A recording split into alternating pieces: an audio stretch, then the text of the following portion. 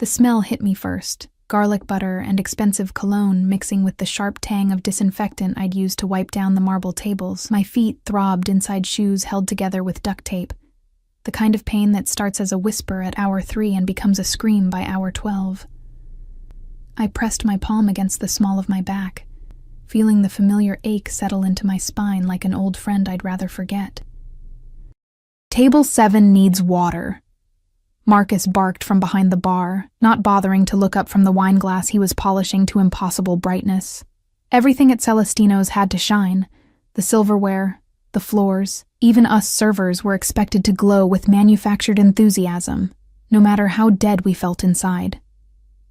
I grabbed the crystal pitcher, its weight familiar in my exhausted grip, and wove through the dining room. Friday nights were always brutal, but tonight felt different. There was a charge in the air, a tension I couldn't name, the usual clientele, lawyers celebrating wins, hedge fund managers entertaining mistresses, old money proving they still had it. Seemed subdued, voices lower than normal, eyes cutting toward the private section in the back. That's when I saw him. Not fully, not at first. Just fragments, the edge of a charcoal suit that probably cost more than 6 months of my rent. Cufflinks catching the low amber light, a hand, masculine, powerful, with a signet ring that looked ancient, resting on the white tablecloth. His section was cordoned off, separate from the rest of the dining room by a frosted glass partition that turned him into a shadow, a suggestion of danger rather than a complete picture. 2 men flanked the entrance to his area. Not servers, not guests. Their suits were different, functional, built to hide things. Their eyes never stopped moving, cataloging exits, tracking hands, measuring threats. I'd seen men like this before, in the neighborhood where I grew up, before foster care scattered us like seeds in a storm. Men who made their living ensuring other men stayed alive. "Don't stare," Marcus hissed, suddenly at my elbow. His fingers dug into my arm with surprising strength. "And for God's sake, don't go over there." I wasn't planning to. Mr. Castellano handles that section personally, no one else. Understand? I nodded, but curiosity had already sunk its teeth in. Who was important enough to require armed babysitters at dinner? I'd served celebrities, politicians, even a man who'd been on the cover of Forbes. None of them had ever warranted this level of security. The night crawled forward. My section filled and emptied, filled again. I smiled until my face hurt, laughed at jokes that weren't funny, pretended not to notice wandering hands, or the way some men looked at me like I was part of the menu. The tips were decent. They had to be, or I'd lose the apartment. And then where would I go? Back to the shelter? Back to sleeping in my car? By 10:30, most of the dining room had cleared. My feet had progressed beyond pain into numbness, which was almost worse. I was wiping down table 12 when I heard it. A crash from the kitchen, followed by rapid-fire Italian that sounded more like violence than language. Mr. Castellano burst through the kitchen doors, his round face purple with rage. "Incompetent. All of you." That was for Mr. Vitale, you understand? For him. My stomach dropped. I knew that name. Everyone in the city knew that name, even if they pretended not to. Dante Vitale, the man they whispered about in the same breath as words like family and organization and other euphemisms for a world most of us pretended didn't exist. Someone needs to take this out now. Castellano's eyes swept the kitchen, landing on the only other server present, Maria, who was 7 months pregnant and looked ready to cry. "I'll do it," I heard myself say. The words came out before wisdom could stop them. Castellano's eyes narrowed. "You?" "No, not you." "You're not—" He stopped himself, jaw working. "Fine, but you keep your eyes down, you don't speak unless spoken to, and you don't exist in that room. Capiche?" I nodded, not trusting my voice. He thrust a tray at me, sea bass in a delicate lemon caper sauce, sides that probably cost more than I made in a day. The plate was still hot, almost burning through the cloth napkin wrapped around its base. My hands shook as I lifted it, suddenly aware of how much trouble I'd just volunteered for. The walk to the private section felt like miles. The 2 guards watched me approach, their expressions carved from granite. One of them, tall, with a scar bisecting his left eyebrow, stepped forward, blocking my path. "Castellano sent me," I managed, hating how small my voice sounded. "The main course." He studied me for a long moment, eyes cataloging everything, my worn shoes, the stain on my apron I couldn't quite scrub out, the way I held myself like I was trying to disappear. Whatever he saw must have passed some invisible test, because he stepped aside, nodding to his partner to open the frosted glass door. The temperature in the private room was different. Cooler, despite the candles burning on the single-occupied table. The space was designed for intimacy, for conversations that couldn't happen in the light. And there, finally whole instead of fragmented, sat Dante Vitale. He was younger than I expected. Late 30s, maybe early 40s, with dark hair silvered at the temples and a face that would have been beautiful if it wasn't so hard. His suit was midnight blue, not charcoal like I'd thought, and it fit him like it had been born there. But it was his eyes that stopped me, dark, almost black, and focused on me with an intensity that made my breath catch. "Your meal, sir," I said, eyes down like Castellano had ordered. I could feel him watching me as I approached, every nerve in my body screaming at me to run. The tray felt impossibly heavy. I could hear my heartbeat in my ears. I set the plate down as gently as I could, but my hands were shaking so badly that the silverware rattled. The sound seemed impossibly loud in the quiet room. "Nervous?" His voice was lower than I expected, with an accent that suggested Italian roots refined by American schools. "No, sir. Just tired." The lie tasted bitter. "Look at me." It wasn't a request. I raised my eyes, meeting his gaze, and felt something shift in my chest. Up close, I could see details I'd missed from across the room: a thin scar above his right eyebrow, the shadow of stubble along his jaw, the way his mouth curved with something that might have been amusement, or might have been something darker. "What's your name?" "Elena." Another lie. Elena was easier than explaining that my real name, Lily Martinez, was attached to too many bad memories, too many case files in the foster system. "Elena." He repeated it like he was tasting it, testing it. "You're new." 3 months. I should leave. Every instinct told me to step back, to retreat to safety. But I was trapped by his gaze, by the weight of his attention. "Do you like working here?" What a strange question. "It pays the bills." Something flickered in his eyes. Approval? Recognition? "Honest. I appreciate that." He gestured to the chair across from him. "Sit." "I can't. I'm working, and Mr. Castellano works for me." The words were soft, but they hit like a bomb. "Everything in this restaurant works for me, including you, Elena. Now sit." My legs gave out more than I consciously chose to obey. I sank into the chair, acutely aware of how out of place I was. My stained apron, my tangled hair escaping its bun, the smell of kitchen grease that probably clung to me. Across from me, Dante Vitale sat like a king in his castle, perfectly composed, perfectly controlled. He didn't touch his food. Instead, he watched me with those dark, unreadable eyes. "You're afraid of me. Should I be?" The corner of his mouth lifted. "Most people are. But you're still here. Why?" "You told me to sit. I tell a lot of people to do a lot of things. Not all of them obey." He leaned forward, elbows on the table, close enough that I could smell his cologne. Something with cedar and smoke, expensive and intoxicating. "You interest me, Elena. Do you know why?" I shook my head, not trusting words. "Because you're invisible. I watched you tonight, moving through the dining room like a ghost.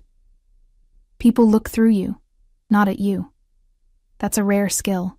His eyes traveled over my face, lingering on details I wished I could hide.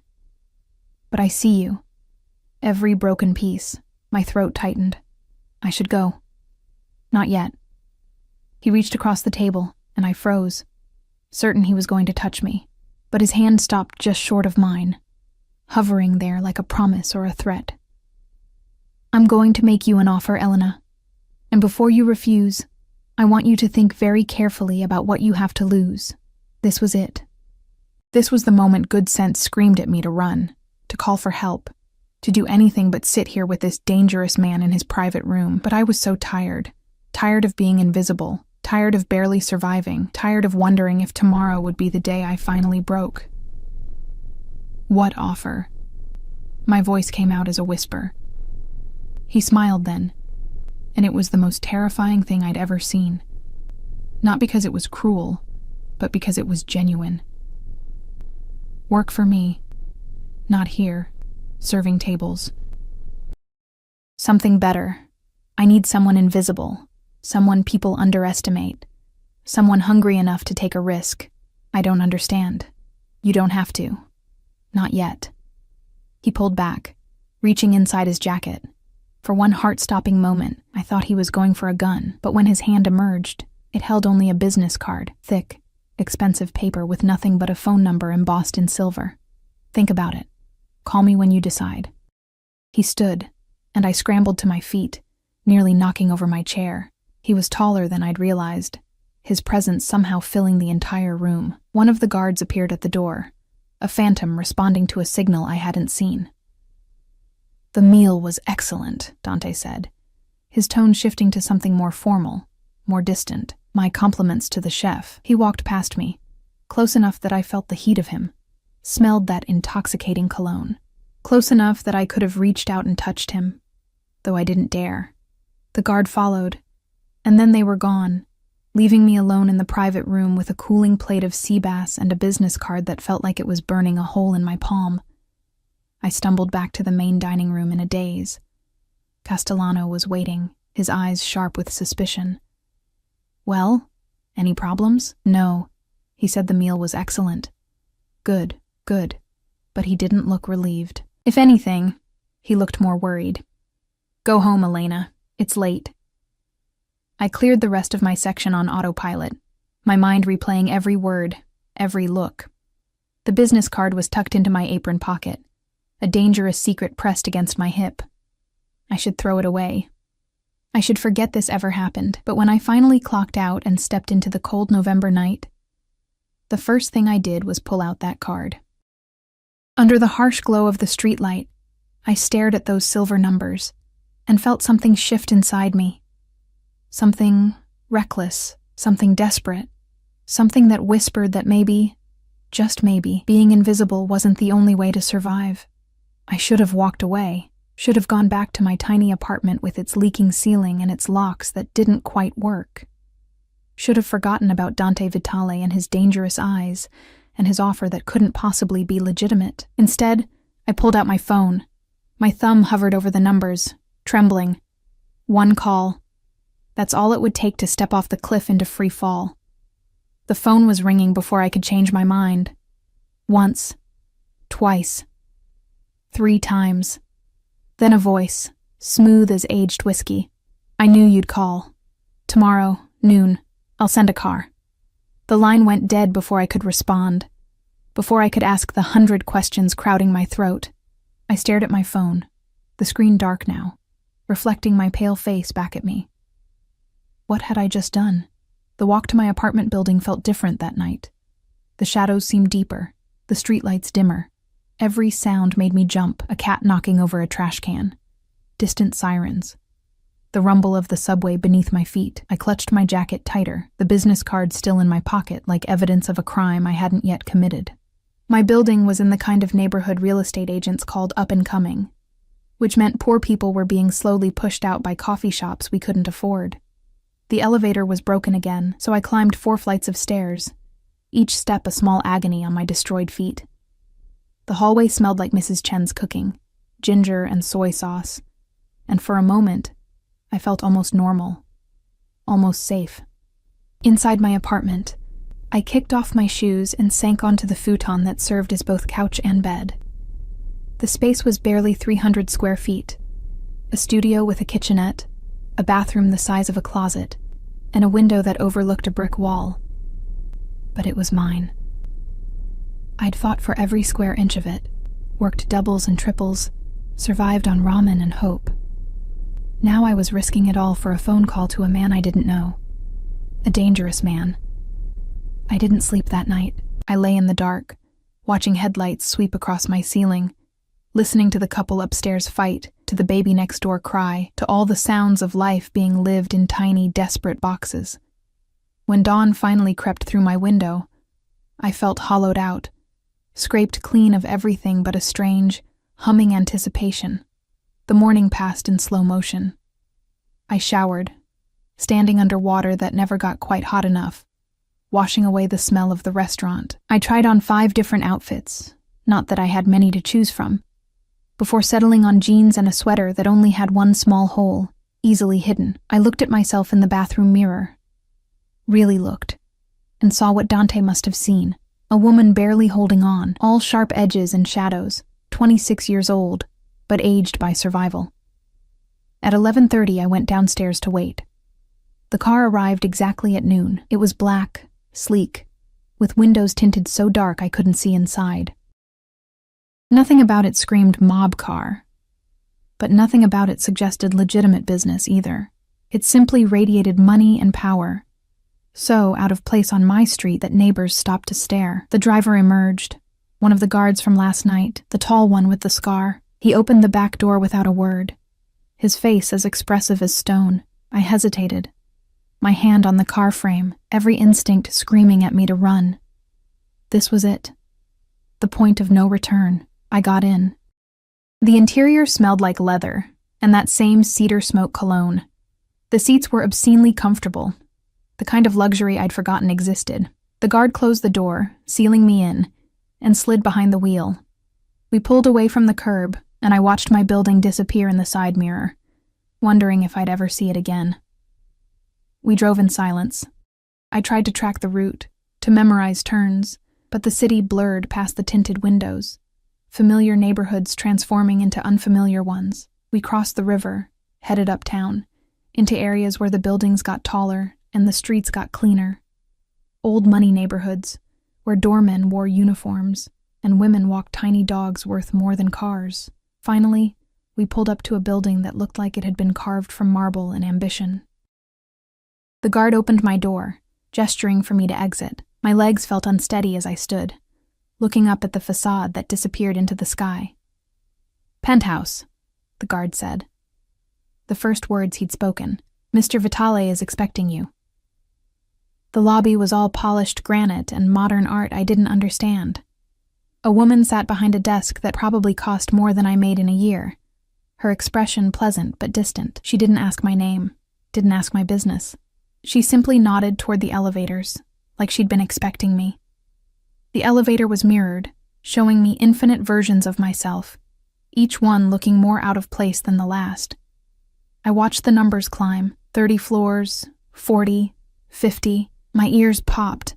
My heart hammered against my ribs so hard I thought it might crack through. The doors opened directly into an apartment. Not a hallway, not a foyer with multiple units, just an apartment. His apartment. The entire 52nd floor. "Come in, Elena."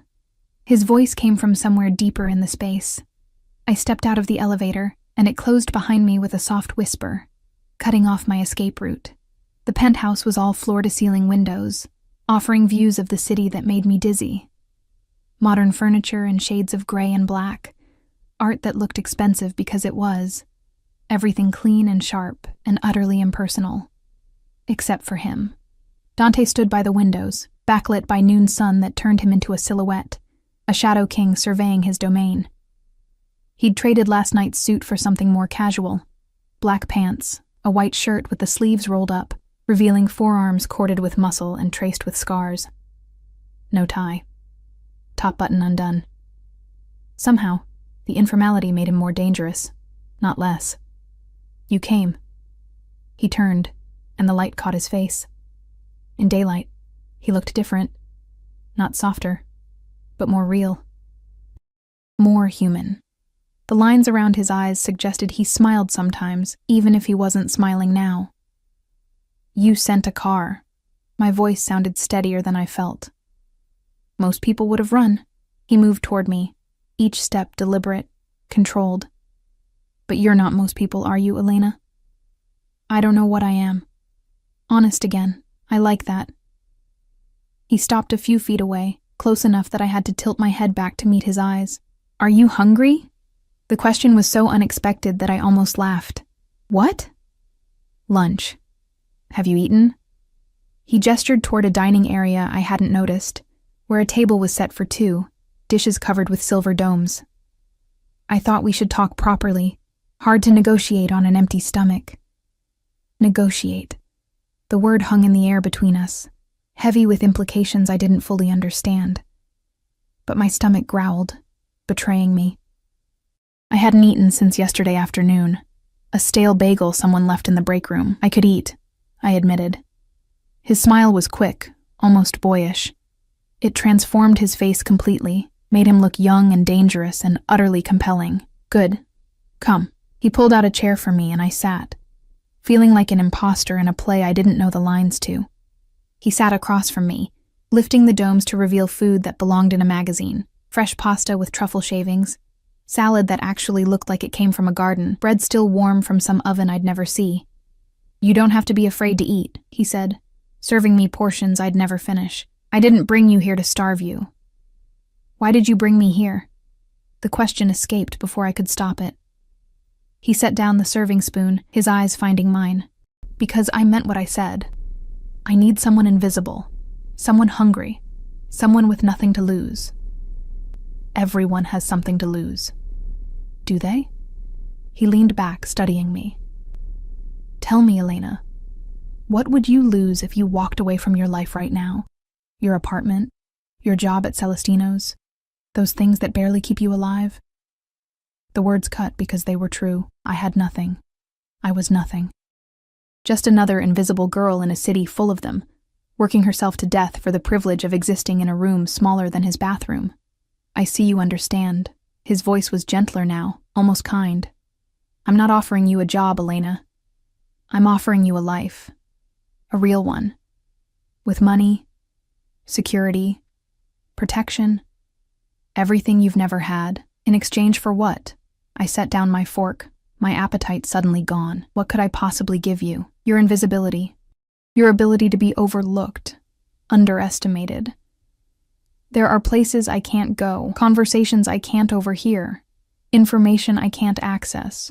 But you... He tilted his head, considering. People don't see you as a threat. They wouldn't know to guard themselves around you. Understanding hit me like cold water. You want me to spy for you. I want you to observe, to listen, to report back what you see and hear. He picked up his wine glass, swirling the dark liquid. Nothing illegal, nothing that would put you in direct danger. Just eyes and ears in places I need them. And if I say no, then you walk away. The car takes you home. We never speak of this again. His expression was unreadable. But you won't say no, Elena, because you're already thinking about what this could mean. How it could change everything. He was right. God help me. He was right. I was thinking about it. About real money. About security. About not having to choose between food and electricity. About not being invisible anymore. At least not to him. Who are you really? I asked. Not the restaurant owner story. The truth. You know the truth. You knew it the moment you saw my security last night. He set down his glass. My family has been in this city for 4 generations. We built empires, legal and otherwise. We protect our interests, take care of our people, and eliminate threats. That's who I am. A criminal. A businessman operating in gray areas. His eyes hardened slightly. Don't pretend the legal world is any cleaner, Elena. The only difference is paperwork. I should have been horrified. Should have stood up, demanded to leave, called the police. But sitting in his penthouse, eating food I could never afford, looking into eyes that saw me when everyone else looked through me, I felt something else entirely. Something dangerous and reckless and alive. What would I have to do? My voice was barely a whisper. He leaned forward, and the air between us shifted, became charged with possibility. For now, keep working at Celestino's. Be exactly who you've always been. But watch. Listen. Tell me who meets with whom, what conversations happen in corners, what deals are made over dessert. The restaurant is, shall we say, a popular meeting place for certain business interests. You want me to spy on your own restaurant? I want to know who's using my establishment for their negotiations. Knowledge is power, Elena, and I make sure I always have more than anyone else. He reached across the table, and this time, his fingers brushed mine. The contact sent electricity up my arm. In exchange, I'll pay you. Real money. Enough to leave that apartment, that job, that life behind. Enough to finally breathe. His touch was warm, almost gentle, at odds with everything he represented. I should pull away, should maintain distance, but I didn't. I sat frozen, caught in his gravity like a moon trapped in orbit around a dark planet. Think about it, he said softly.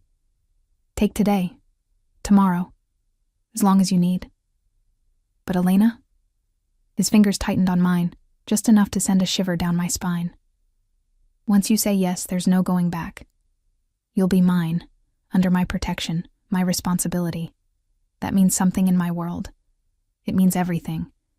The word mine hung in the air between us, loaded with meanings I was afraid to examine too closely. This wasn't just a job offer. This was something else, something that made my pulse quicken, and my stomach clench with equal parts fear and anticipation. I need to think, I managed. Of course. He released my hand, and I felt the loss of his touch like a physical thing. Marco will take you home, but Elena? Don't take too long to decide. Opportunity doesn't wait, and neither do I. The drive back was a blur. I sat in the back of that expensive car, my mind racing, replaying every word, every look, every moment his skin had touched mine. The guard, Marco, apparently, drove in silence, giving me space to spiral. When we pulled up to my building, the contrast was almost offensive. From penthouse to poverty in 30 minutes. Marco opened my door, handed me a black envelope, and drove away before I could ask questions. Inside the envelope was cash. More cash than I'd ever seen in my life. Enough for 3 months' rent, or food for 6 months, or a new start somewhere far from here. And a note, written in strong, slashing handwriting, an advance. Good faith. Call me when you decide. D. I stood on my crumbling stoop, holding more money than I'd made in half a year, and felt the last of my resistance crumble. He'd already bought me, and we both knew it. The only question was whether I'd admit it. That night, I lay in bed counting the money, feeling the crisp bills between my fingers, imagining all the things I could do with it. All the ways my life could be different. Better.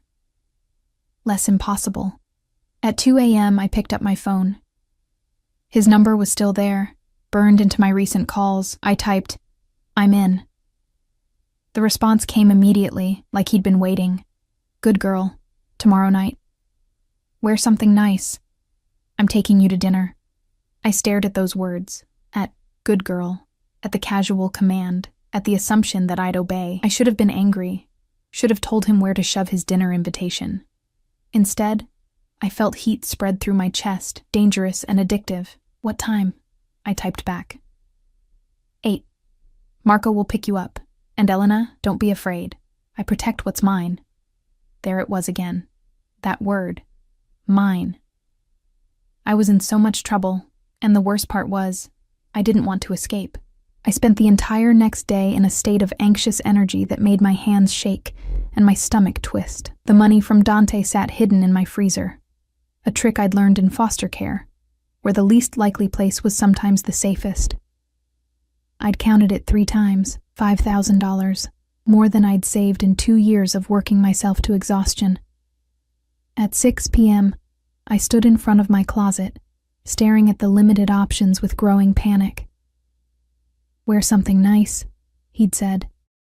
But nice was relative when your entire wardrobe came from thrift stores and clearance racks. I settled on a black dress I'd bought for a job interview that never happened. Simple, a little loose, but it would have to do. I paired it with the only heels I owned, borrowed from a roommate 3 apartments ago who I'd lost touch with. In the bathroom mirror, I barely recognized myself. I'd washed my hair twice, used the expensive conditioner I saved for special occasions, even attempted makeup with a YouTube tutorial playing on my cracked phone screen. The result was acceptable. Not beautiful, not transformed, but maybe not quite so invisible. At 7:50, I went downstairs to wait. The car arrived at exactly 8. Marco emerged, his expression unchanging as he took in my appearance. If he had opinions about my dress or my shoes or the fact that I was clearly out of my depth, he kept them to himself. He simply opened the door and waited. This time, I noticed details I'd missed before, the way he scanned the street before letting me enter. The slight bulge under his jacket that suggested a weapon, the earpiece partially hidden by his hair. This wasn't just a driver, this was a soldier, and I was cargo precious enough to require protection. The thought should have terrified me. Instead, it made me feel strangely valued. We drove to a part of the city I'd never been to, where the buildings were older but grander, where history soaked into the cobblestone streets. Marco pulled up to a restaurant with no sign, just a red door with a brass knocker shaped like a lion. He opened my door, gestured for me to exit, and to my surprise, followed me to the entrance. He knocked twice. The door opened immediately. Inside was dim, intimate, all dark wood and candlelight. A woman in an elegant black suit appeared instantly, her smile warm, but her eyes sharp as she assessed me. "Miss Martinez, Mr. Vitale is waiting." She knew my real name, not Elena. Lily Martinez, the name I'd tried to leave behind with everything else from my past. My blood ran cold. The woman led me through the restaurant, only half full, with guests who spoke in low voices and barely looked up as we passed. Private booths lined the walls, each one offering seclusion and shadows. We climbed a staircase to a second floor I hadn't known existed, and there, in a private dining room with windows overlooking the city, sat Dante. He stood as I entered, and the sight of him stole my breath. He wore a dark gray suit that made his eyes look almost black, his hair swept back, a watch on his wrist that probably cost more than my car had before it died. But it was the way he looked at me, really looked like I was the only thing in the room worth his attention, that made my knees weak. Lily. My real name in his mouth sounded different, intimate. "You look beautiful. You know my real name." It came out as an accusation. "I know everything." He moved toward me, taking my hand and bringing it to his lips. The kiss was brief, formal, but it sent fire racing up my arm. Did you think I'd make an offer without knowing exactly who I was dealing with? Lily Marie Martinez, born in St. Mary's Hospital, mother died in childbirth, father unknown. Foster care from infancy, 7 different homes before you aged out at 18. Worked 3 jobs to put yourself through community college, dropped out after a year because you couldn't afford both food and tuition. Each word was a knife, cutting open parts of myself I'd sewn shut. Stop. You've been invisible your whole life, Lily. Not because you chose it, but because the world decided you didn't matter. He pulled out my chair, his hand lingering on my shoulder. I'm telling you that you matter. To me. I sat, because my legs wouldn't hold me anymore. He took the seat across from me, and a waiter appeared with wine, red, expensive, poured into glasses that caught the candlelight like captured rubies. I don't understand you, I said, my voice barely steady. You don't know me. Why would you care? Because I recognize hunger when I see it. He lifted his glass, waiting for me to do the same. Not for food, Lily. For more. For better. For a life that means something beyond survival. I've seen that hunger in the mirror my entire life. You? I almost laughed. You have everything. Now. Not always. His eyes darkened with something that might have been memory. My father was a soldier in the Vitale family. Low level, expendable. He died when I was 10, a bullet meant for someone more important. My mother cleaned houses to feed us. I wore hand-me-downs and went to bed hungry more nights than not. The revelation stunned me. But you're the head of the family now, yes. He set down his glass, because I was hungry enough to take it. Smart enough to see opportunities others missed.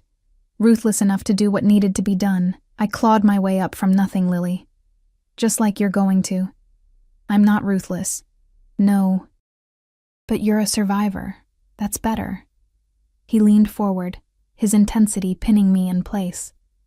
Ruthlessness burns out. Survival?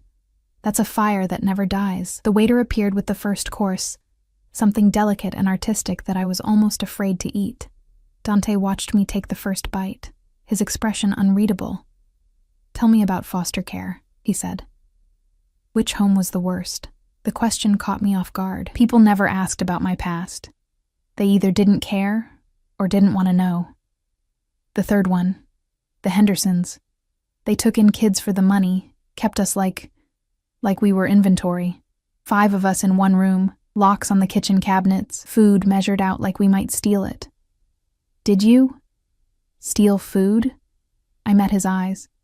Yes, all the time. I got good at it. His smile was approval and understanding mixed. Good. Never apologize for surviving.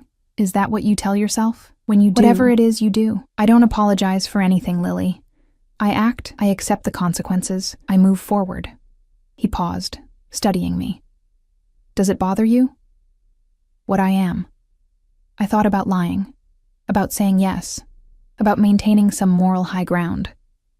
But sitting across from him, remembering the cash in my freezer, knowing I'd already accepted his money, what was the point? I don't know. Maybe it should. But I keep thinking about how the legal world hasn't done anything for people like me. Foster care was legal. Poverty wages are legal. Eviction for being $10 short on rent is legal. So maybe your way isn't worse. Just more honest. Careful, Lily. His voice dropped lower, intimate. You're starting to sound like you belong in my world. Maybe I do.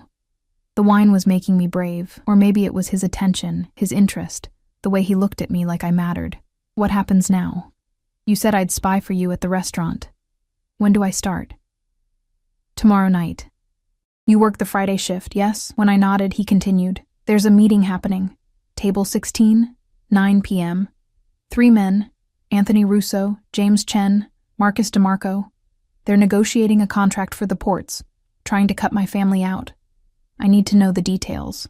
Numbers, timeline, who's backing them. How am I supposed to get that close? I'm just a server. Exactly. You're furniture to them. Invisible. They won't guard their words around you. He pulled a small device from his pocket, something that looked like a pen. Keep this in your apron. It records audio. Clear the table slowly, linger nearby. They won't even notice you're there. I took the pen, feeling its weight. And if they do notice? They won't. But if something goes wrong, if you feel unsafe for even a moment, you walk away. You text this number. He slid a card across the table with a different number than before, and Marco will be there in under 5 minutes. Your safety is more important than any information. Why? The question escaped before I could stop it. Why do you care if I'm safe? He was quiet for a long moment, his eyes searching my face like he was looking for something specific. When he spoke, his voice was different. Lower, more raw. Because you're mine now, Lily. I told you that means something in my world. It means I protect you. It means anyone who hurts you answers to me. It means you don't have to be invisible anymore, except when it serves us both. That word again. Mine. It should have made me angry, should have triggered all my defenses about independence and autonomy. But instead, it made me feel something I hadn't felt in years. Wanted. I don't understand this, I whispered. Us. Whatever this is. Neither do I. He reached across the table, his hand covering mine. His touch was warm, solid, real. I don't make a habit of getting personally involved with assets, but from the moment I saw you in that restaurant, exhausted and invisible and still fighting, I knew you were different. Different how? You remind me of who I used to be. Before the power, before the money, when I was just a hungry kid who refused to stay down. His thumb traced circles on my palm, sending shivers up my arm. I want to see what you become, Lily. When you're not just surviving anymore, when you have room to breathe, to grow, to be more than the world told you you could be. The intimacy of the moment was almost unbearable. I wanted to pull away, to protect myself from the inevitable hurt that came from trusting people. But I also wanted to lean in, to close the distance between us, to let myself believe that maybe, just maybe, someone actually saw me. The dinner continued through more courses, each one more elaborate than the last.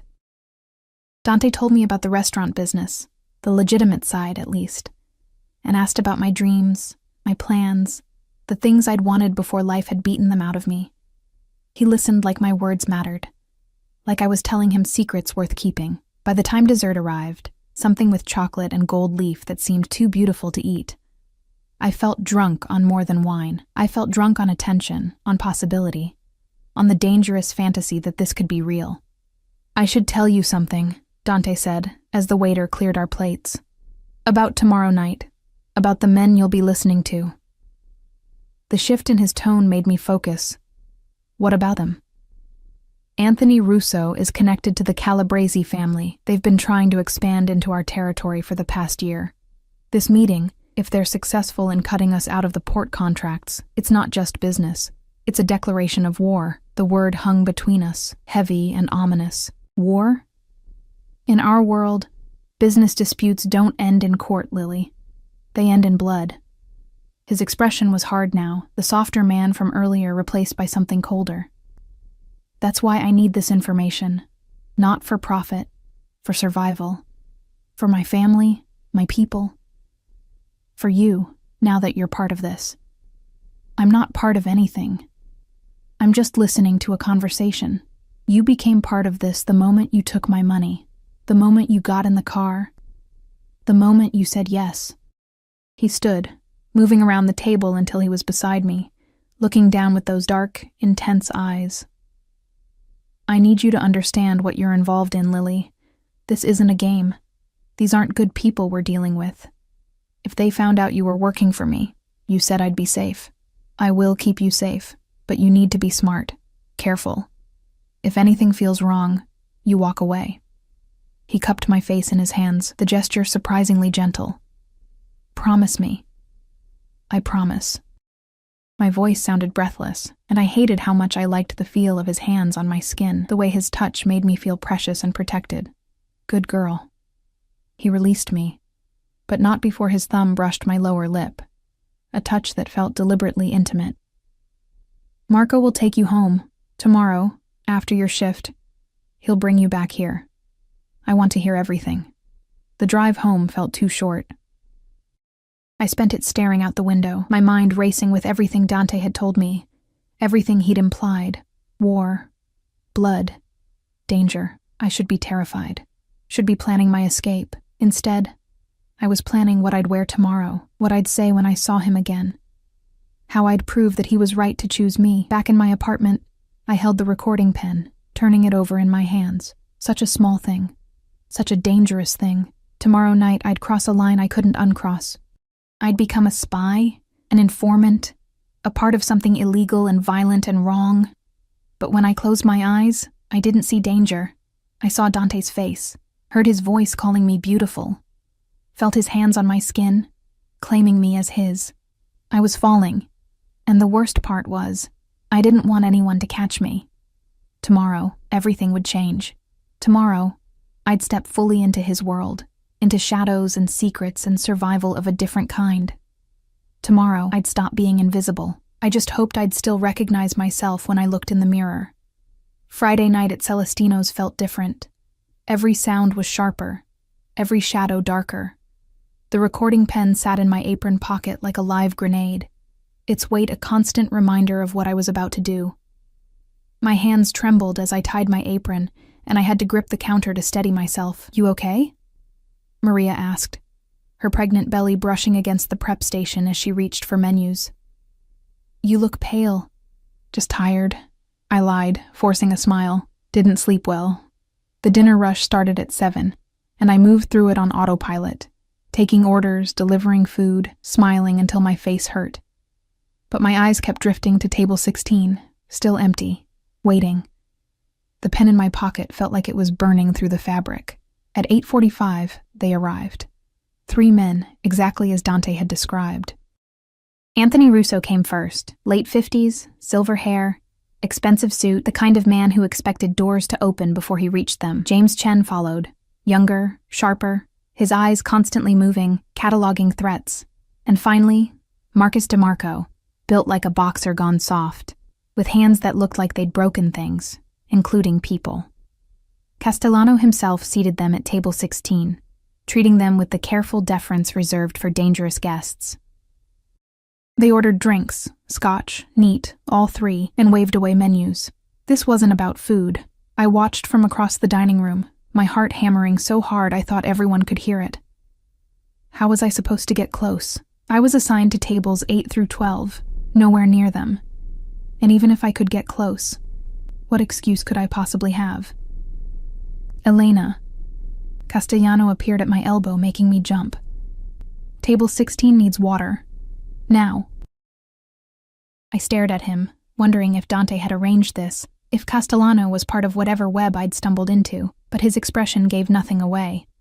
Just impatience, and the usual stress of a Friday night. Yes, sir. I grabbed the crystal pitcher with shaking hands. The walk to table 16 felt like walking to my execution. Each step brought me closer to a point of no return.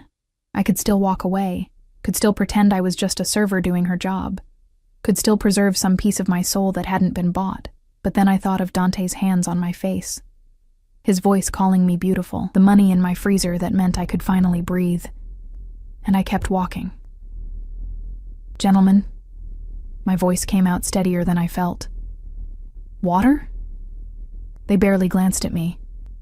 I was furniture, exactly as Dante had said. Invisible. I filled their glasses with careful precision, taking my time, my ears straining to catch their conversation. Can't trust the shipping manifests, Chen was saying, his voice low but clear. Not after the last incident. We need our own people on the docks. Already arranged, Russo replied, swirling his scotch. We have 3 foremen on the payroll, plus the union rep.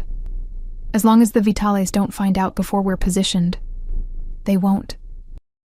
DeMarco's voice was rough, like gravel in a blender. Dante's been distracted lately. Word is he's got some new obsession keeping him occupied. My hand shook, nearly spilling water. Did they mean me? Did they already know? Good, Russo said. Let him be distracted. By the time he realizes what's happening, we'll control 60% of port access. The Calabrese family will cut him out completely. I finished with the water, my mind racing. This was it. Exactly what Dante needed to know. Numbers, timeline, names. But I needed more. I needed details. Can I get you gentlemen anything else? I kept my voice meek, subservient. Appetizers? The special tonight is... We're fine. Chen cut me off without looking up. Go. I retreated, my heart sinking. That wasn't enough information. I had fragments, but Dante needed the complete picture. When did they plan to make their move? How were they bypassing security? What were the specific numbers on the port access? I circled back to my section, clearing tables with mechanical efficiency. But my mind was on table 16. They ordered food eventually, steaks, all rare, and I watched Maria deliver them, wishing I had an excuse to approach again. At 9:30, they ordered another round of drinks, and at 9:35, I saw my opportunity. Russo knocked over his water glass. It wasn't much, just a small spill, but it was enough. I grabbed a cloth and hurried over before any other server could respond. So sorry about that, I murmured, soaking up the water, taking my time. The recording pen in my pocket felt like it was vibrating, hungry for their words. Meeting with the union rep Tuesday, DeMarco was saying. Final signatures, money transfer, and we're clear. The Vitales won't even know until the first shipment gets redirected. What about Dante's inside man at the union? Chen asked. Tommy something? Sorrentino. Already handled. Russo's smile was cold. Tragic accident last week. Fell off a loading dock. Very unfortunate. They'd killed someone. The realization hit me like ice water. This wasn't just business maneuvering. These men had murdered someone to clear their path. And they were talking about it like discussing the weather, with me right there, invisible and insignificant. The warehouse coordinates for the first shipment? Chen pulled out his phone, swiping through something. We're using the Brooklyn facility, right? Building 7? 7C, specifically. Russo leaned back, satisfied. Calabrese wants the first delivery by the 15th. If we pull this off, we're looking at a 60-40 split in our favor. 12 million annually. 12 million. The number made my head spin. This was so far beyond anything I'd imagined. Not just territorial disputes, but enough money to kill for. To start a war over. All set. I straightened, the cloth soaked. Is there anything else I can get you? This time Russo actually looked at me. His eyes were cold, assessing, and for one terrifying moment, I thought he saw through me. Saw the recording pen, saw Dante's fingerprints on my skin, saw everything I was trying to hide. "What's your name?" he asked. My throat went dry. "Elena, sir. You're new here. 3 months." The lie I'd told Dante, now repeated. "Still learning the ropes." His gaze traveled over me, dismissive. "Work hard, Elena. Jobs like this don't grow on trees." "Yes, sir. Thank you, sir." I retreated, my legs trembling, sweat cold on my spine. I made it to the kitchen before the shaking got too bad. I leaned against the wall, pressing my hand over the pen in my pocket, feeling my heartbeat thunder against my palm. I'd done it. I'd gotten the information. Tuesday. Brooklyn facility. Building 7C. Union signatures. 12 million annually. Everything Dante needed to stop them. But that man, Tommy Sorrentino, was dead. And I was part of the world that had killed him now, even if I'd only listened. The rest of the shift passed in a blur. Table 16 left around 11, tipping 20% like they hadn't just discussed murder and theft over their steaks. I cleared their table with shaking hands, finding nothing left behind but empty glasses and crumpled napkins.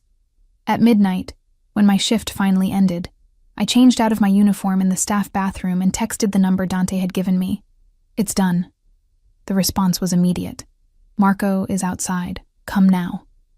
The drive to the restaurant from last night felt different this time, heavier, weighted with what I now knew.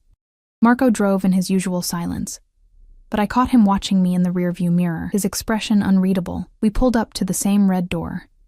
Inside, the restaurant was closed now. Empty except for staff cleaning up, but the woman in black was there, waiting. And she led me upstairs without a word. Dante stood by the windows of the private dining room, his back to me, phone pressed to his ear. "Don't care what he thinks. Tell him if he wants to keep his fingers. He'll deliver by Monday." He ended the call and turned, his expression softening when he saw me. "Lily." Just my name, but the way he said it made something in my chest loosen. "I got it," I said, pulling out the recording pen. "Everything. Their timeline, the warehouse location, the money involved. All of it." He crossed the room in 3 strides, taking the pen but his eyes never leaving my face. "Are you hurt? Did they suspect anything?" "No. I was invisible, just like you said." But my voice cracked on the last word, and suddenly everything I'd held together came crashing down. "They killed someone, Dante, a man named Tommy Sorrentino. They talked about it like it was nothing. Tommy was one of mine." His voice went flat, dangerous. "He was feeding me information about union activities. I knew he'd gone missing last week, but I didn't know." He stopped, jaw clenching. "Come here." I moved toward him, and he pulled me into his arms, holding me against his chest. I could hear his heartbeat, steady and strong, feel the heat of him through his shirt. The embrace was unexpected, comforting in a way I hadn't known I needed.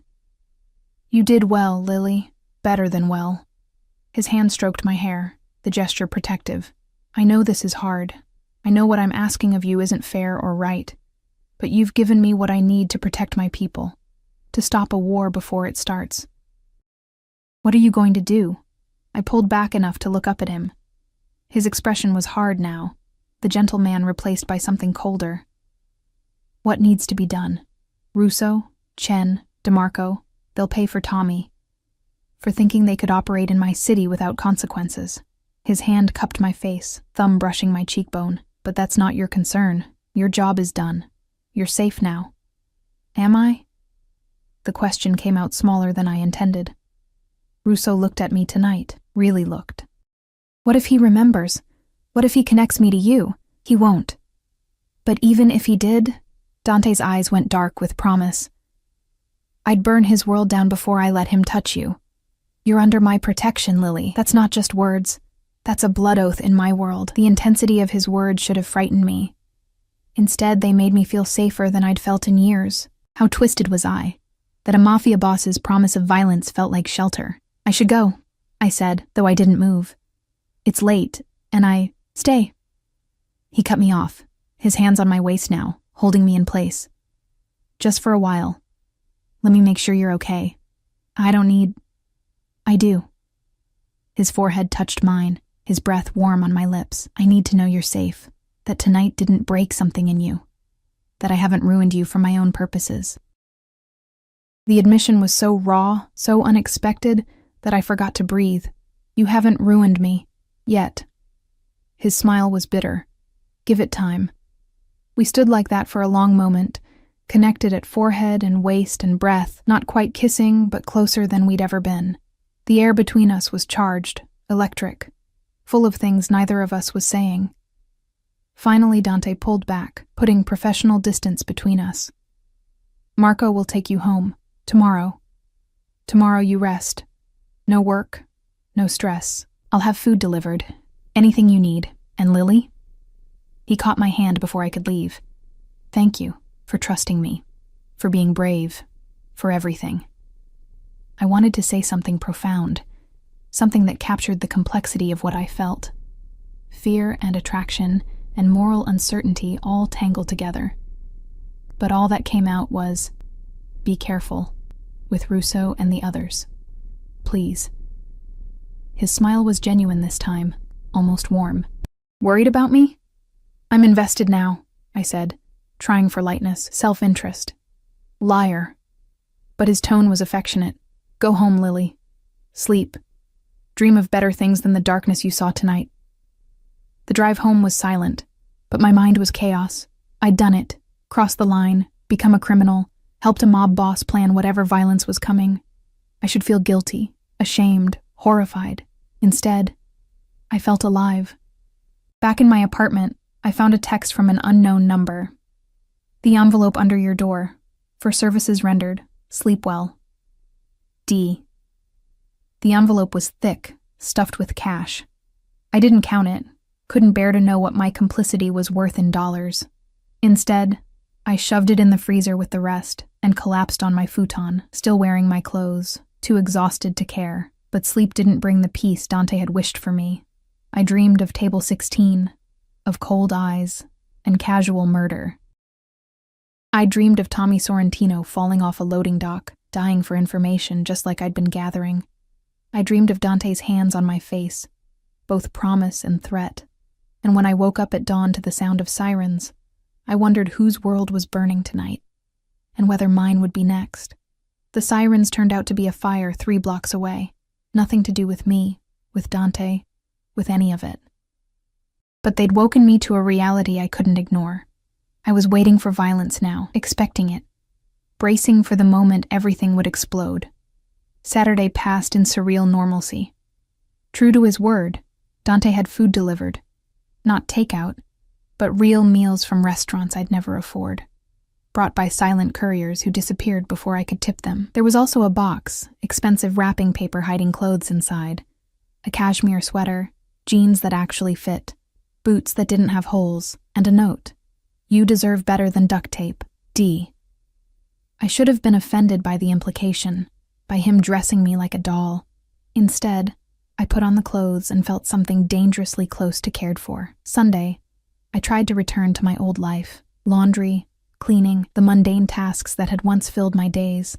But everything felt different now, like I was watching someone else's life through glass. The money in my freezer had grown to nearly $10,000. My rent was paid 3 months in advance. I had food, clothes, security, and all it had cost was my soul. Monday morning, I woke to 37 missed calls from the restaurant. When I finally answered, Castellano's voice was shaking. Where have you been? Jesus Christ, Elena, Lily, whoever you are. You need to get down here now. The police are asking about Friday night, about table 16. My blood turned to ice. What happened? Just get here. And for God's sake, don't say anything until... He stopped himself. Just come. I dressed in my new clothes, my hands shaking so badly I could barely button the jeans. Had they found out? Had Russo remembered my face? Was I about to be arrested for conspiracy, for espionage, for being part of whatever Dante had done? The restaurant was closed when I arrived, but police cars crowded the street. Inside, officers were everywhere, taking statements, examining tables, talking in low voices that stopped when I walked in. Castellano rushed over, his face pale. They want to talk to you, he hissed. About the men at table 16. What you saw, what you heard. I told them you're just a server, you don't know anything, but Miss Martinez? A detective approached. Middle-aged, tired eyes, cheap suit. I'm Detective Morrison. I need to ask you a few questions about Friday night. My throat was dry. Of course. He led me to a booth, pulling out a notebook. You served 3 men at table 16 around 9 p.m. Anthony Russo, James Chen, Marcus DeMarco. Do you remember them? I brought them water, I said carefully, and cleared a spill. But I have a lot of tables. I don't really remember specifics. Did you hear any of their conversation? This was it. The moment where I either protected Dante or protected myself. If I told the truth, admitted I'd been recording them, I'd be complicit in whatever came next. But if I lied, and they somehow knew I was lying... No, I said, meeting his eyes. They barely acknowledged me. I was just there to serve. Morrison studied me for a long moment, and I forced myself not to look away, not to fidget, not to give anything away. Finally, he nodded. Marcus DeMarco was found dead last night. Execution style, professional hit. We're talking to everyone who had contact with him in his final days. The words hit me like a physical blow.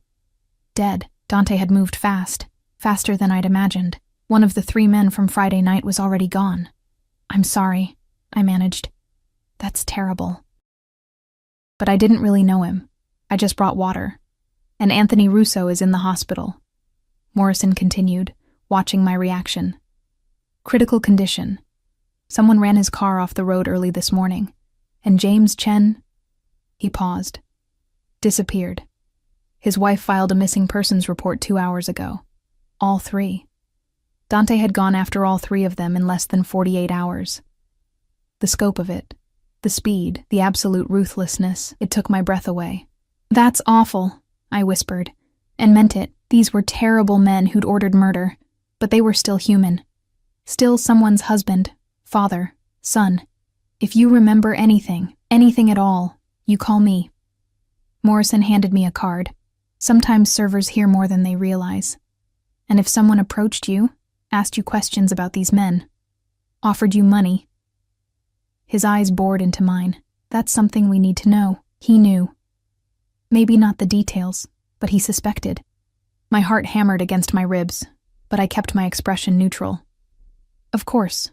If I think of anything, I'll call. After an hour of more questions that went in circles, they finally let me go.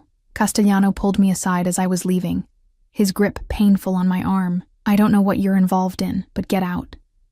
Whatever Dante Vitale promised you, it's not worth it. These people, they're poison. They destroy everything they touch. I don't know what you're talking about, I said, pulling free.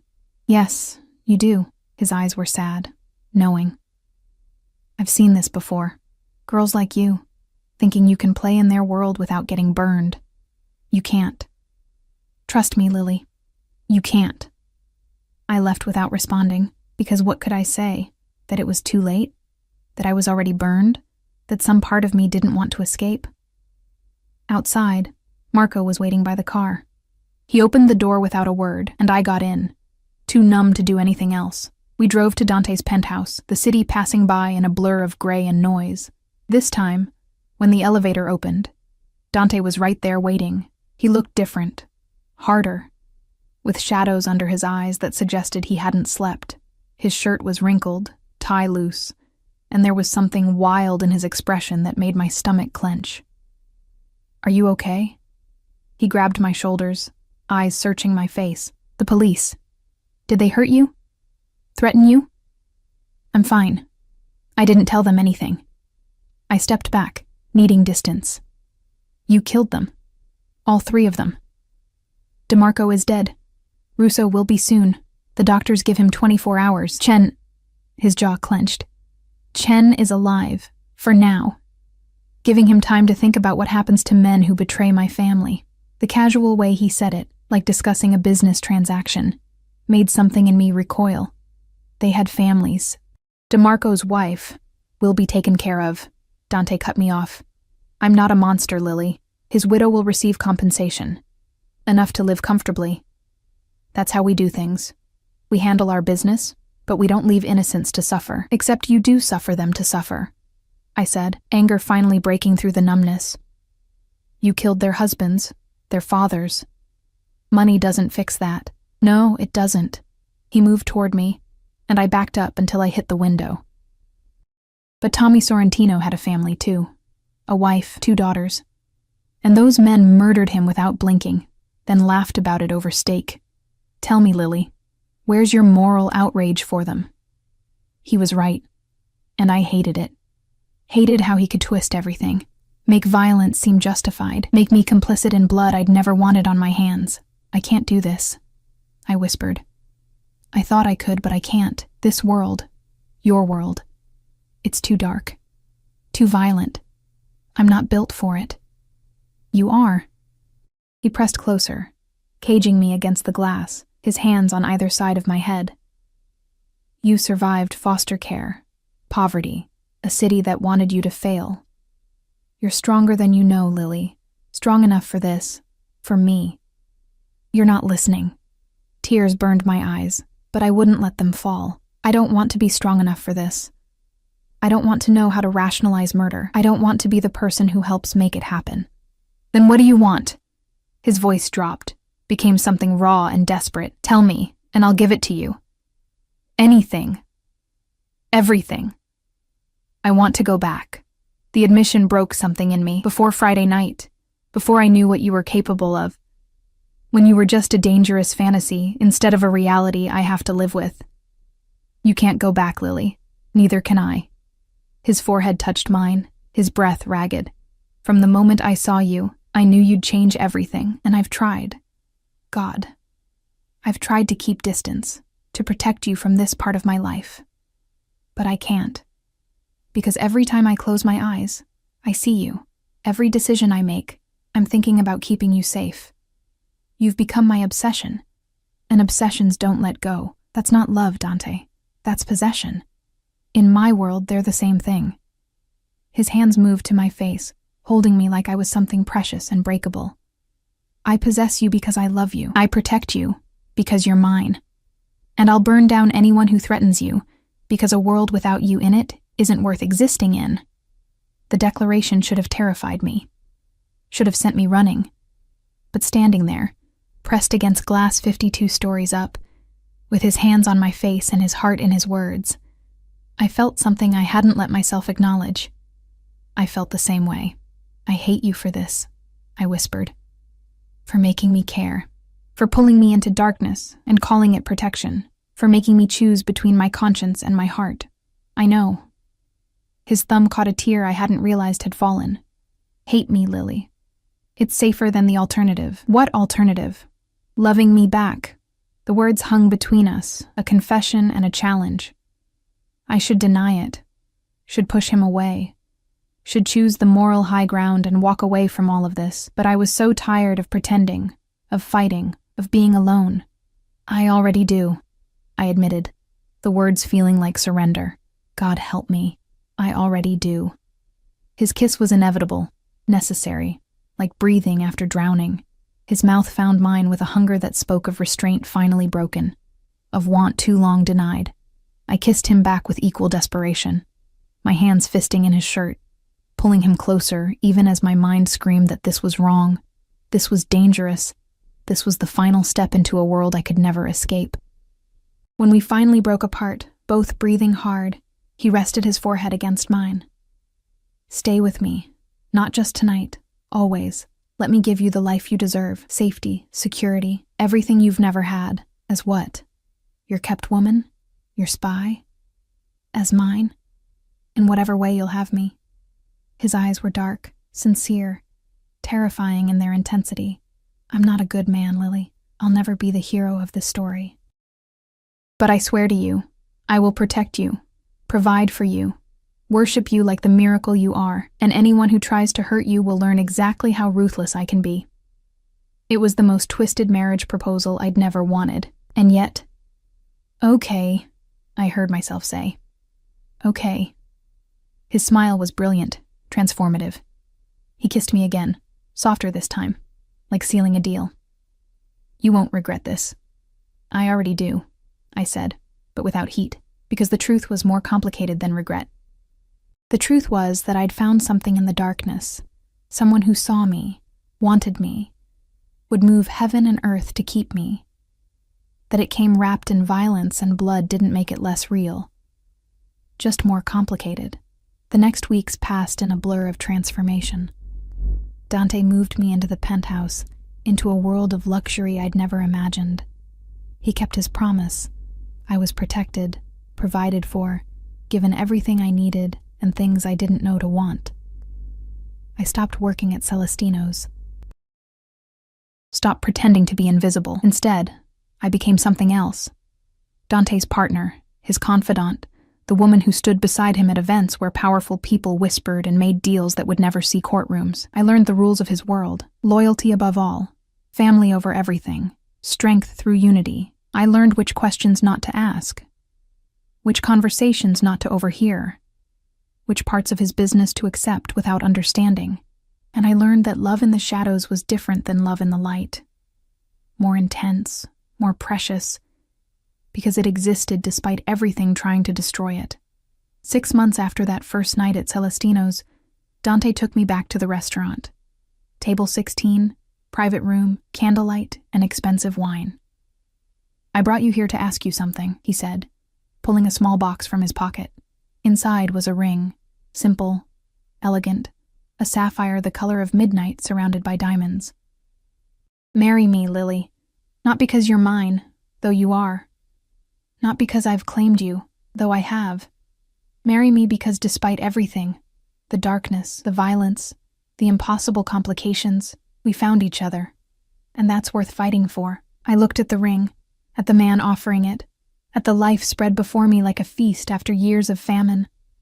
I thought about the girl I'd been, invisible, exhausted, barely surviving. And the woman I'd become, seen, wanted, protected by a man who'd burn the world down to keep me safe. It wasn't the fairy tale I'd dreamed of as a child in foster care. It was better and worse, more real and more complicated. It was love mixed with danger, security purchased with blood, happiness that came with a cost I was still learning to pay, but it was mine. We were real, and in the end, that was enough. "Yes," I said, and let him slide the ring onto my finger. "Yes." He kissed me there in the private room where it had all begun, and somewhere in the restaurant below, life continued, servers rushing, guests eating, the world turning like nothing had changed. But everything had changed. I wasn't invisible anymore. I was Lily Vitale, wife of a man the city whispered about, living in shadows but loved in the light he created just for me. It wasn't perfect, but it was ours. And I'd learned long ago that survival sometimes meant accepting imperfect things and making them beautiful anyway.